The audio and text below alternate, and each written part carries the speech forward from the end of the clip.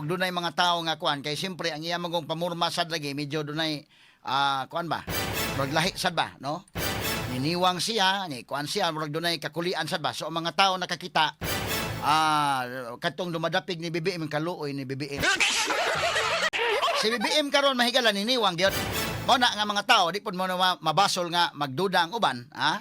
O nang kinahanglan gyud ipatin-aw sa Malacañang og naunsa. Pero matud pa mahigala niniwang siya kay matud pa ni BBM mga kagilaan nga gituyo daw na niya nga magkontrol sa iyang kaugalingon kay nawala na kuno ang taba niya, mao kanang iya kuno nang i-maintain, So kanagong pagniwang mga higala do na may niniwang kay nagkasakit, niniwang kay nitaas ang sugar, Niniwang mga higala kay kuan, daghan mga naay mga balatian, apan do na po naniwang nga nagpaniwang lang.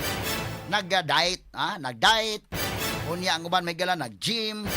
Kay ganahan man pud mga higala lagi nga magpaniwang ning uban. No, kay medyo og tambok sad ka, sawayon man sad mga higala. Pero kana kung presidente ka, ang imong panglawas daghan mo gyud nagbantay kay ang katawhan interes mo po sa mga tao nga do na tay presidente nga healthy. Kay siya gud may mo govern sa nasod. Mo nga tong awhag sa Malacañang kung inana manggaling labi na nandoon ay magduda na daghan, doon na mga pangutanaw pakita sa BBM sa publiko og mo explain siya nga ni ara ko dire.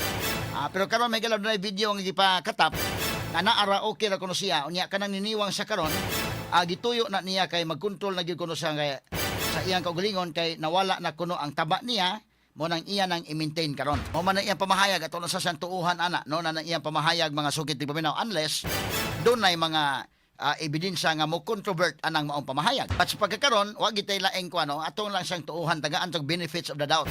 Pero mga tao man gud magtan-aw mahigala murag ang iyang nilaktan, ang iyang pamarog ug uban pa mo na nga lain og kuan ang mga katawhan. Pero mo na giningon ang katong dumadapig ni BBM o mo kuan gyud mo dapig gyud o maluoy mahigala niya.